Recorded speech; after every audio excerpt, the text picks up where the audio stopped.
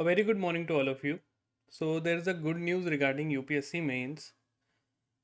We at Team Ustad we are starting a new initiative by the name of live answer writing. So from next week onwards, you will be getting a few questions and will tell you how to approach those questions, what all sort of thing you should remember before writing any answers. So this is a very good initiative to all for all those aspirants who have just started the UPSC preparation and they don't know how to approach UPSC means answer writing. So आप सभी students के लिए हम एक live answer writing program ला रहे हैं. हमारा मेन एम है जो भी नया बच्चा है जिसने आज तक एक भी आंसर नहीं लिखा है, उसे समझ में नहीं आ रहा है कि मैं आंसर में कैसे स्टार्ट करूं, क्या लिखूं, कितना लिखूं, तो इन सारी चीज़ों पे हम आपकी हेल्प करेंगे.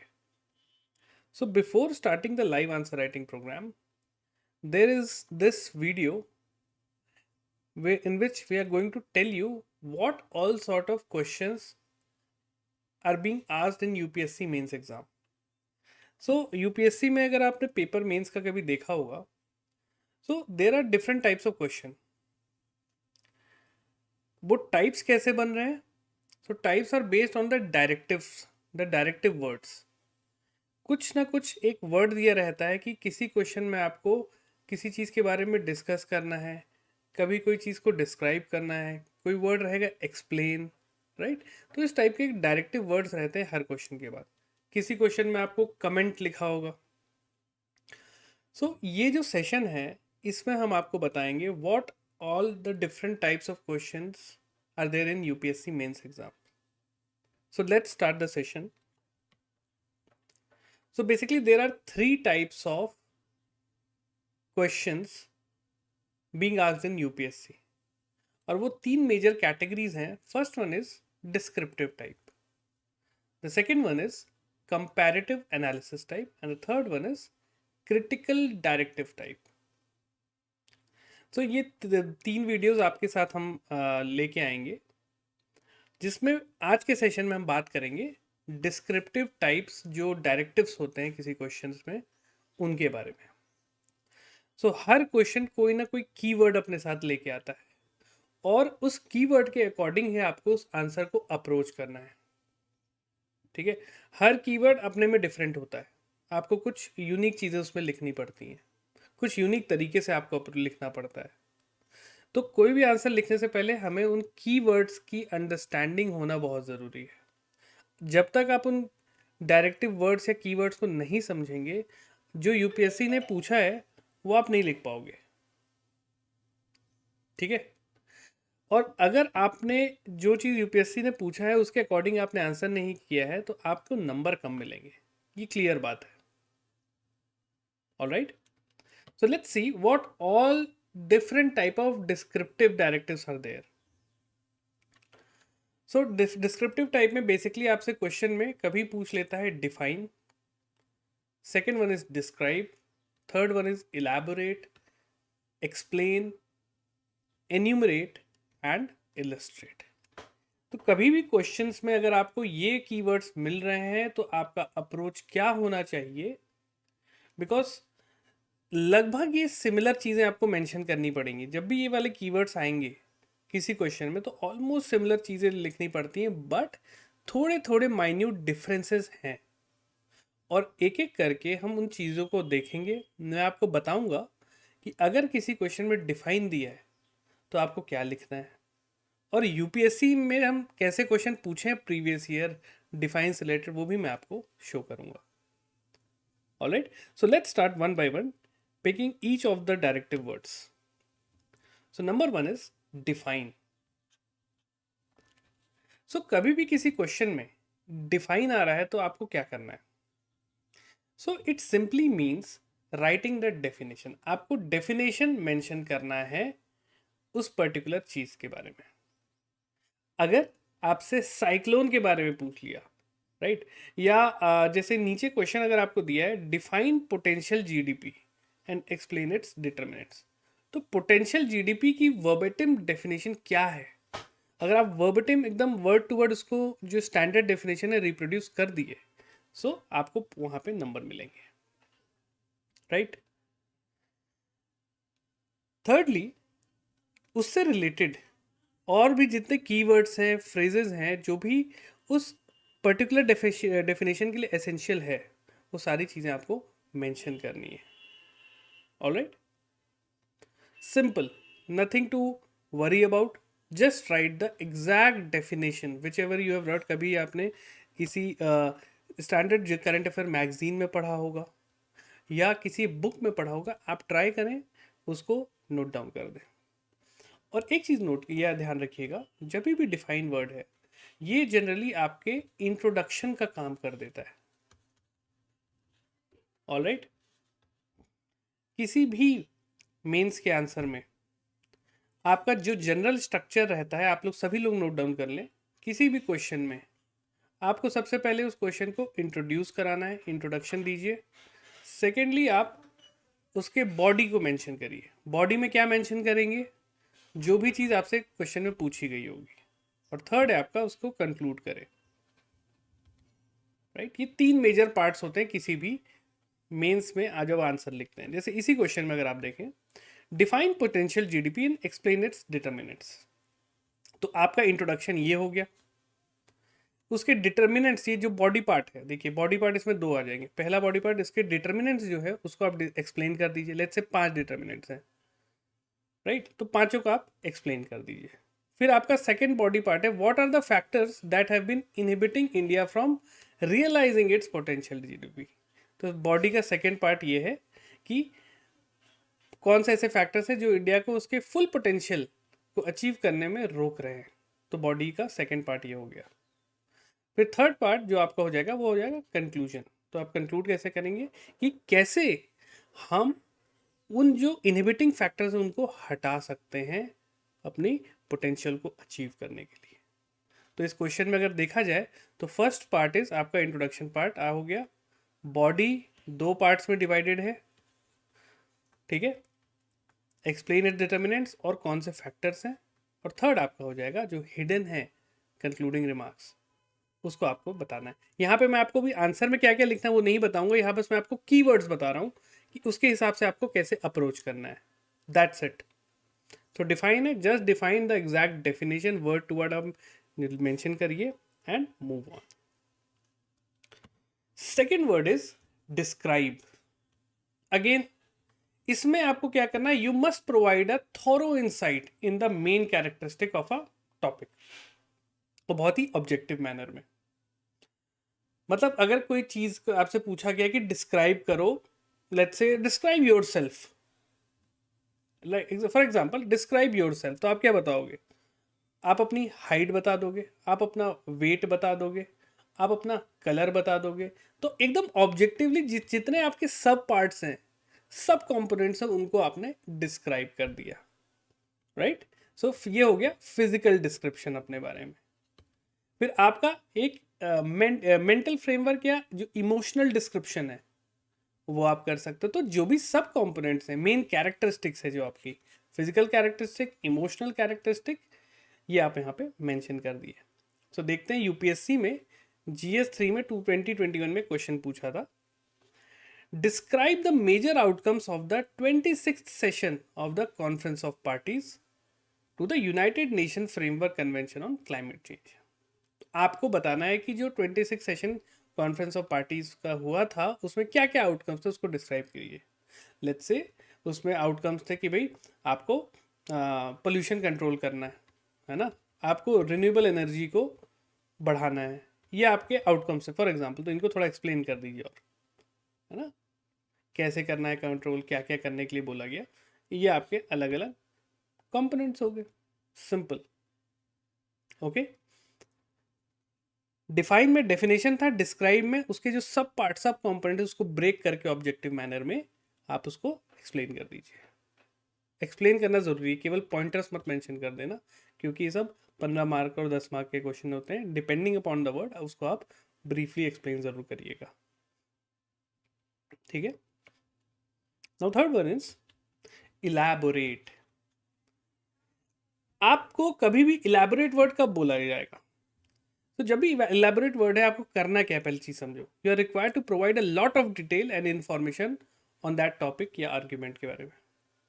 For example, India is known as, yeah, well, let's say was known as the golden bird. Golden bird, और इसको आपको इलेबोरेट करना है. इंडिया को क्यों गोल्डन बर्ड बोला जाता था, एक स्टेटमेंट आपको दे दिया गया कि India was known as the golden bird. इसको इलेबोरेट करना था, क्यों बोला जाता था. अब वो आप मेंशन करिए जो भी फैक्टर्स थे, 1 2 3 4 5. तो इलेबोरेट जहां भी चीज़ आपको दी गई होगी वहां पे आपको एक स्टेटमेंट दे दिया गया होगा और फिर बोला गया होगा इसको इलेबोरेट करिए. आप इलेबोरेट कैसे करेंगे, आप फैक्ट्स लाएंगे कि देखो इंडिया में इतना सोना था इस वजह से इसको गोल्डन बर्ड बोलते थे, इंडिया में इतना रिच एग्रीकल्चर था इस वजह से इसको गोल्डन बर्ड बोलते थे. तो कोई स्टेटमेंट दे दिया गया होगा, उसके आगे इलेबोरेट वर्ड लिख दिया गया होगा. राइट. सो यहाँ पे यूपीएससी 2021 का GS4 का क्वेश्चन था, an independent and empowered social audit mechanism is an absolute must in every sphere of public service, including judiciary, to ensure performance, accountability and ethical conduct. Elaborate. कहने का मतलब, social audit मतलब जिसमें लोग खुद से उन चीज़ों को परख सकते हैं, उस चीज़ को मेजर कर सकते हैं, उनकी ऑडिट कर सकते हैं. तो basically citizen participation in governance, लोगों का पार्टिसिपेशन गवर्नेंस में होना चाहिए, लोग ऑडिट करें, क्योंकि ये सारे काम जो पब्लिक सर्वेंट कर रहे हैं for the welfare of the people है, तो उन पीपल को ऑडिट मैकेनिज्म में भी शामिल करना चाहिए, इंक्लूडिंग जुडिशरी का भी ऑडिट होना चाहिए कि जुडिशियल कंडक्ट कैसा है.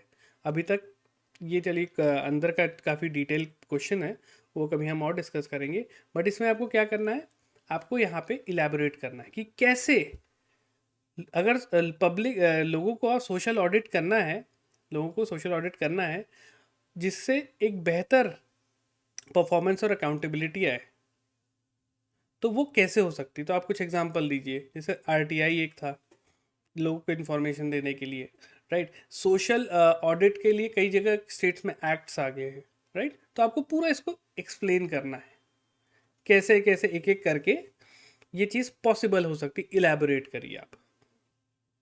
ठीक है, सिंपल, कोई इसमें बहुत ज़्यादा आपको सोचने की ज़रूरत नहीं है. बस आपको फैक्ट्स, एग्जाम्पल्स और केस स्टडीज़, ये 3 चीज़ों को ध्यान रखना है जिसके बेसिस पे आप इलेबोरेट करेंगे, है ना. जैसे India was known as golden bird, तो आप पे कुछ पहले से पता होना चाहिए ना, कुछ एग्जांपल. इंडिया के पास इतना सोना हुआ करता था इस वजह से इसको गोल्डन बर्ड बोलते हैं. इंडिया के पास इतना अच्छा एग्रीकल्चर है, एक आप पे डेटा पड़ा हुआ है, तो आप उसके बेसिस पे इलेबोरेट कर देंगे. सो ये 3 चीज़ों का ध्यान रखिएगा. केस स्टडीज़ या एग्जाम्पल बोल लो. एग्जाम्पल करंट अफेयर्स के भी हो सकते हैं. डेटा ले लो, कोई डेटा आपको पता उस बेसिस पे इलेबोरेट कर दो, राइट. कोई रिपोर्ट है उसके बेसिस पे आप इलेबोरेट कर दो. ओके, तो ये 4 चीज़ें ध्यान रखिएगा, ये हर क्वेश्चन में आपको काम आएंगी. Okay, next is the explain. देखो, कोर कॉन्सेप्ट सबका सेम चीज़ है कि डिस्क्राइब कर दो, एक्सप्लेन कर दो, मतलब अंदर की चीज़ों को बता दो क्या क्या है. बट किसी में आपको डेफिनेशन के तौर पे बताना है, किसी में आपको उसके सब कंपोनेंट्स को एक्सप्लेन कर, मतलब इलेबोरेट कर देना है, किसी में आपको एक स्टेटमेंट उसको बड़ा कर देना है, छोटा सा स्टेटमेंट दिया होगा उसको सारे डायमेंशंस कवर करके उसको बड़ा कर देना है. एक तो कोर कॉन्सेप्ट सबका सेम चीज़ है कि लिखिए, बट तरीका अलग अलग है. That's it. ठीक है. तो किसी भी क्वेश्चन में अगर आपको एक्सप्लेन वर्ड मेंशन किया गया है तो बेसिकली आपसे एक्सपेक्ट किया जाता है कि उसको क्लैरिफाई करो. जैसे लेट्स से मैं पूछ रहा हूं कि आप किसी को एक्सप्लेन कैसे करोगे. मान के चलो कि सामने वाले को कुछ नहीं आता उस टॉपिक के बारे में, ठीक है ना. Imagine if you are writing for someone who absolutely know nothing of that subject. ठीक है. सो जैसे कोई छोटा बच्चा है, मान के चलो छोटा बच्चा है, इसको आप एक्सप्लेन कर रहे हो क्या कि माउंट एवरेस्ट कैसा दिखता है या माउंट एवरेस्ट क्या है. आप इसको छोटे बच्चे को एक्सप्लेन कर रहे हो, तो आप सारी चीज़ें बताओगे ना कि देखो माउंट एवरेस्ट एक पहाड़ है, ये एक लैंडफॉर्म है, इसकी हाइट इतनी है, उसके ऊपर पूरा बर्फ़ है. तो क्योंकि छोटे बच्चे को नहीं पता कि माउंट एवरेस्ट क्या है, ठीक है, तो उसको आप एक एक चीज़ें बता रहे हो. और वो डाइवर्स हो सकती हैं। कभी उसके आप फिजिकल अपीयरेंस पे बता रहे हो, कभी उसके आप लैंड फॉर्म या स्लोप के बारे में बता रहे हो, कभी उसके क्लाइमेट के बारे में बता रहे हो, राइट, वहाँ के वेजिटेशन के बारे में आप बता रहे हो, वहाँ पे कौन से जानवर या फौना मिलते हैं उसके बारे में बता रहे हो।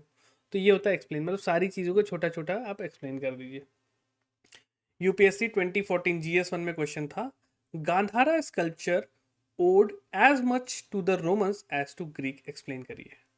जो गांधारा स्कल्पचर्स थे, बुद्धा की जो प्रतिमा बनाई जाती थी, गांधारा स्टाइल थी और एक मथुरा स्टाइल थी। ठीक है, तो जो गांधारा स्टाइल थी उसमें रोमन टच भी था और ग्रीक टच भी था, ये आपको एक्सप्लेन करना है। तो कैसे करेंगे, फीचर्स, डिफरेंट टाइप के जो फीचर्स थे उनको आप एक्सप्लेन कर दीजिए। कि रोमन्स अपने आर्किटेक्चर में ड्रेप का यूज़ करते थे, कपड़ों का यूज़ करते थे, या ठीक है, ग्रीक्स अपने आर्किटेक्चर में कलर का जो होता था ग्रीन शिस्ट वो यूज़ करते थे। तो गांधारा में दोनों चीज़ें आपको मिलेंगी, कपड़े में भी बुद्धा मिलेंगे आपके, उसका जो ग्रीन शिस्ट है उस कलर के भी मिलेंगे। तो इस तरीके से आप एक एक चीज़ उसके एक्सप्लेन कर सकते हैं। आईज किस टाइप की थी, ठीक है, किस मुद्रा में बैठे थे, ग्रीक्स कैसे मुद्रा में रहते थे, रोमन्स किस मुद्रा में रखते थे। तो ये सारी चीज़ें आपको टिट बाय टिट बताना है, एक एक चीज़। अगेन सिंपल इलेबोरेट करना है यहाँ भी, बट तरीका अलग अलग है, उसको थोड़ा सा डिस्क्राइब भी करना है आपको। ठीक है, नेक्स्ट इज इनिमिरेट। इनिमिरेट मतलब पॉइंट वाइज बता दीजिए कि ये कंपोनेंट, ये सारी चीज़ें, अगेन सिमिलर कोर वही चीज़ है, बट इनिमिरेट करना है, मतलब नंबर फॉर्म में, पॉइंटर्स फॉर्म में आपको लिख रहा है। सो specifically asking you to provide details in point wise format. First list out the all the relevant point, then explain one by one. Similar चीज, ये देख रहे हो, तो आपको इन वर्ड्स का सेट याद रखना है कि डिस्क्रिप्टिव टाइप के ये वर्ड्स होते हैं, इसमें मेरे को सेम सेम चीज़ें करनी है almost, right. So question was UPSC 2020 में GS3 में क्वेश्चन था, enumerate the indirect taxes which have been subsumed in the goods and services tax GST in India. GST ने कौन कौन से टैक्स को सब्ज्यूम कर लिए थे उसको इन्यूमरेट करो। तो जितने भी इनडायरेक्ट टैक्सेस थे आपके, से सर्विस टैक्स, ऑलराइट, आपका जो भी अदर सेस थे, या और भी जो आपके टैक्सेस थे, उनको आप 1 2 3 4 करके मेंशन कर दीजिए कि जीएसटी ने इनको सब्ज्यूम कर लिया। चाहे पॉइंट फॉर्मेट में कर लीजिए, जैसे एरो करके निकाल के बता दो, राइट, या कई लोग ऐसे भी लिखते हैं, जीएसटी यहाँ लिख दिए 2 3 4 ऐसे के भी बता दिए। So this is the way of presentation. इस पे भी आगे वाले सेशंस में हम जब बात करेंगे, जब हम लाइव आंसर राइटिंग कर रहे होंगे, तब मैं आपको बताऊंगा कि अपने आंसर को प्रेजेंट कैसे करना है, कब आपको पैराग्राफ लिखना है, कब आपको पॉइंट वाइज लिखना है, कब आपको दोनों चीज़ें लिखनी है, कब आपको मिक्स करके लिखना है, कुछ फ्लो चार्ट, डायग्राम, पॉइंटर्स, छोटे पैराग्राफ, सारी चीज़ों को अपने आंसर में मेंशन करना है। ऐसा नहीं होगा कि कोई आंसर केवल पैराग्राफ में लिख दिए, कोई आंसर केवल पॉइंट वाइज में लिख दिए, कोई आंसर में केवल फ्लो चार्ट बना दिए, नहीं, हमको हर आंसर में इन चीज़ों का यूज़ करना है जहां भी पॉसिबल है। Okay, next one is illustrate. देखो इलस्ट्रेट कैसे होता है, इलस्ट्रेट जब भी वर्ड होगा ना, so such an answer will generally involve use of many examples, tables, figures, graphs, या कोई रिपोर्ट, कोई रिसर्च, कॉन्क्रीट रिसर्च है, स्टैटिस्टिक्स है, उसके बेसिस पे आपको बताना है। ठीक है, the aim is to use this examples to demonstrate the knowledge of the subject of the question and to further explain या clarify your answer. For example, let's say मैं बोल दूंगा कि crime against women is increasing. Crime against women is increasing. Illustrate with examples, और let's say, तो मैं कैसे बताऊंगा, मेरे पास डेटा होना चाहिए कि भाई नेशनल क्राइम रिपोर्ट ब्यूरो ने एक डेटा निकाला था 2021 में कि इतना परसेंट क्राइम, 41% क्राइम वुमेन के अगेंस्ट बढ़ा है इन लेट्स से ईयर 2020। तो मैंने एक यहाँ पे क्या दिया, रिसर्च स्टैटिस्टिक्स। ठीक है, या मैं बोल सकता हूँ कोई क्वेश्चन पूछ लिया कि इंडिया में वाटर टेबल रिसीड हो रही है, कम हो रही है, तो मैंने क्या किया, एक ग्राफ बना दिया कि वाटर टेबल, जो ground water table, it is declining. 1991 में इतनी थी, 2000s में इतनी थी, 2020 में और कम हो गई। तो यहाँ पे मैं लिख दूंगा as per central water commission report. तो अब ग्राफ के फॉर्म में इलस्ट्रेट कर दिए। तो या कुछ एग्जांपल्स दे सकते हैं आप, राइट? तो आपको बेसिकली कुछ एविडेंस के साथ, एग्जांपल्स के साथ अपनी बात को क्लैरिफाई करना है, जस्टिफाई करना है, ठीक है? तो there was a question in UPSC 2021 in GS paper 2, government interventions, sometimes though well intended, often ends up undermining the ability of the market and leads to outcome opposite to what intended. मतलब government जो कुछ अपने measures लेती है, कुछ programmes लाती है, अच्छा करने के लिए लाती है, बट अक्सर क्या होता है, वो मार्केट को डिसरप्ट कर देती है और जो उनके इंटेंशन से उसके अपोजिट काम करने लगती है. इसको इलस्ट्रेट करिए. तो आप बताइए ऐसे एग्जांपल्स कि ये कहाँ कहाँ हुआ है. जैसे गवर्नमेंट एग्रीकल्चर में सब्सिडी देती है, ठीक है, और इससे क्या होता है, मार्केट प्राइस डिसरप्ट हो जाता है. जहाँ पे आपको कोई चीज़ 200 की मिलनी है तो वो बहुत बड़ी महंगी मिल रही है. गवर्नमेंट फर्टिलाइज़र पे सब्सिडी देती है तो उससे भी इश्यूज होते हैं. एग्रीकल्चर सब्सिडी देने की वजह से क्या होता है, मार्केट में होर्डिंग्स होने लगती हैं. तो ये सब आप डेटा और प्रूफ के साथ बताइए, ठीक है. थर्ड, कि गवर्नमेंट लोन माफ़ कर देती है. लोन माफ़ करने से भाई बैंकों के ऊपर प्रेशर पड़ेगा, वो एनपीएस बन जाते हैं कई बार, राइट? तो आप इनको डेटा या एग्जाम्पल के थ्रू प्रूफ करिए कि आप एग्जाम्पल तो दे दिए कि एग्रीकल्चर सब्सिडी देती है, बट कितना दे रही है ना, उससे इम्पैक्ट क्या पड़ रहा है. गवर्नमेंट फर्टिलाइजर सब्सिडी देती है तो उससे इम्पैक्ट क्या पड़ रहा है. तो ये आप फिगर्स, डेटा मेंशन ज़रूर किया करना है यहाँ पे, ओके. तो ये चीज़ है. तो अगर मैं बात करूँ कोर, आपने अगर ये सारे वर्ड्स देखे हैं तो इसमें आपको एक चीज़ समझ में आई होगी कि ऑलमोस्ट सभी कीवर्ड्स का कोर है कि आप चीज़ों को बेसिकली एक्सप्लेन करो, सिंपल वर्ड में एक्सप्लेन करो. एक्सप्लेन कैसे कर सकते हो, उसके डिफरेंट डायमेंशंस को कवर करो, ठीक है. मतलब बड़े से क्वेश्चन को छोटे छोटे कंपोनेंट्स में तोड़ के उनको डिस्क्राइब कर दो. डिस्क्राइब तो कर दिए, ये तो हो गया डिस्क्रिप्शन पार्ट. साथ में आपको क्या करना है, एग्जाम्पल्स मेंशन करिए, डेटा मेंशन करिए, ठीक है. केस स्टडीज़ कोई हो तो वो मेंशन कर दिए. जो भी आप एक्सप्लेन कर रहे हो, एग्जाम्पल डाल दोगे या डेटा डाल दोगे तो वो बात को आपकी दम देगा, वो आपकी बात को प्रूफ करेगा कि आप नहीं बोल रहे हो, ये रिपोर्ट बोल रही है. आप नहीं बोल रहे हो, आप नहीं ये सारी चीज़ें बोल रहे हो, ये सेंट्रल वाटर कमीशन की रिपोर्ट बोल रही है या यूनाइटेड नेशंस की रिपोर्ट बोल रही है, ठीक है. सो ये होते हैं डिस्क्रिप्टिव टाइप्स. तो कभी भी आपके कोई क्वेश्चंस में इन वर्ड्स का यूज़ हुआ है तो पहले तो ये वर्ड्स याद कर लो, ठीक है. कोर आपको पता है सिंपल कि मुझे चीज़ों को बताना है, बहुत सारी चीज़ों को ब्रेक करके, ऑलराइट. और कुछ चीज़ें होंगी जो डिस्क्रिप्टिव टाइप की ना क्रिटिकल डायरेक्टिव्स में भी थोड़ी सी काम आएंगी.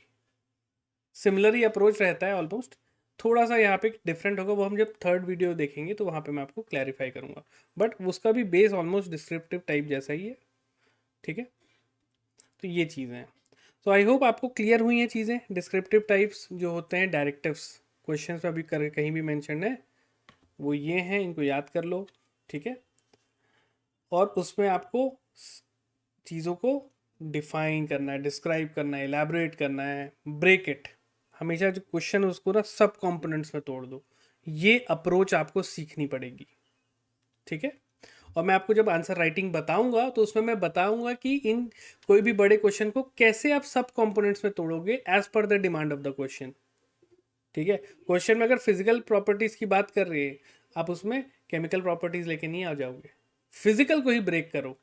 फिजिकल प्रॉपर्टीज को ब्रेक कैसे करोगे, उसके अपीयरेंस, ठीक है, उसका वेट, उसका टेक्सचर, राइट, उसकी जो अदर फिजिकल प्रॉपर्टी है जैसे डक्टिलिटी, मैलिएबिलिटी, राइट, उसका टेम्परेचर, ये सारी चीज़ें आप मेंशन करोगे.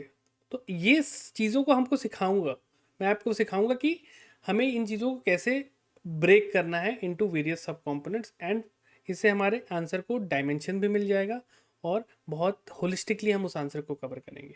तो ये जब हम answer writing, live answer writing start करेंगे नेक्स्ट वीक ऑनवर्ड्स, ये चीज़ें मैं आपको एक एक क्वेश्चन में बताऊंगा. This will help.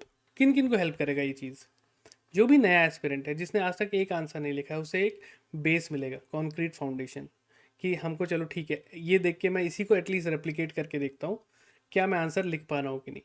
सेकेंडली, जो बच्चे ऑलरेडी यूपीएससी मेंस लिख चुके हैं but they are not getting good marks, उनको इन चीज़ों से अपनी गलतियों को रेक्टिफाई करनी है, सो दैट हम एक बेहतर आंसर लिख सकें और बेहतर मार्क्स लेके मेंस क्लियर कर पाएँ।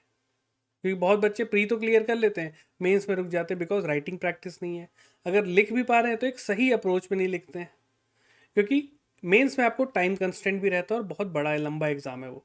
तो एक फिजिकल कैपेसिटी होनी चाहिए कि भाई 2-3 घंटे में लिख सकूं, क्योंकि मेंस में आपको 2 शिफ्ट में लिखना पड़ता है, सुबह 9 से 12 और दोपहर में 2 से 5, 3 आवर्स 3 आवर्स, 6 घंटे आपको टोटल लिखना है। आपको 2 घंटे लगातार लिखने की प्रैक्टिस नहीं तो यहाँ पे जाके आप सफ़र करोगे ही करोगे। So start writing at least 2 to 2 hours starting से, ताकि आप साल भर जब लिखोगे 2 घंटे डेली तो आपकी एक कैपेसिटी डेवलप होती है, राइट। फिर एग्जाम क्लोज आते आते हम उसको 3 घंटे 4 घंटे की भी राइटिंग प्रैक्टिस कर सकते हैं, राइट। और बहुत जल्द हम आपके लिए मेंस की और प्रीलिम्स दोनों की टेस्ट सीरीज लेके आएंगे, जिसका आपको नोटिफिकेशन भी मिल जाएगा, या आप उस्ताद की वेबसाइट पे जाके वहाँ पे भी एनरोल कर सकते हैं। हमारा एक मेंटरशिप प्रोग्राम भी है जो जिसमें हम एक एक चीज़ बच्चे का बताते हैं कि क्या टाइम टेबल होना चाहिए, किसको उसको फॉलो करना है डे बाई डे। उसको हम टारगेट्स दे देते हैं साल भर का 6 महीने के बना के, और कुछ वीकली टारगेट्स रहते हैं। बच्चा वो डे बाई डे कवर करे, और सैटरडे संडे को हम बच्चे की एक मेंटर कॉल लेते हैं, जिसमें मेंटर आपसे कनेक्ट करेंगे, आपका वीक भर का प्रोग्रेस वो पता करेंगे, कुछ क्रॉस क्वेश्चंस पूछेंगे, आपकी जो इश्यूज हैं उसको रिजॉल्व करेंगे, और फिर नेक्स्ट वीक हम आगे बढ़ेंगे। ऐसे करके स्टेप बाय स्टेप हम आपको मेंटरशिप के थ्रू आपका पूरा कोर्स कवर कराते हुए, including answer writing, prelims MCQ solve करते हुए, हम आपको विद इन 8 to 9 मंथ्स आपको एक स्ट्रॉन्ग फाउंडेशन आपको प्रोवाइड करते हैं, जिससे आपको एग्ज़ाम क्लियर करने का जो चांसेस है बढ़ जाता है। इसमें हमारे जो पास स्टूडेंट्स थे वो इस मेंटरशिप में एनरोल हुए, उन्होंने काफ़ी उनको फ़ायदा हुआ। AIR 33 जसपिंदर, वो हमारे साथ जुड़े हुए थे, सेम प्रोसेस से वो भी गुजरे एंड ही गॉट 33 रैंक। ऐसे बहुत स्टूडेंट्स और भी हैं। सो जो भी जिनको भी आपको एनरोल करना है, आप उस नंबर पे कांटेक्ट कर सकते हैं उस्ताद के, डिस्क्रिप्शन में आपको मिल जाएगा। और let's start the journey. Alright, I will see you in the next video. Have a great day.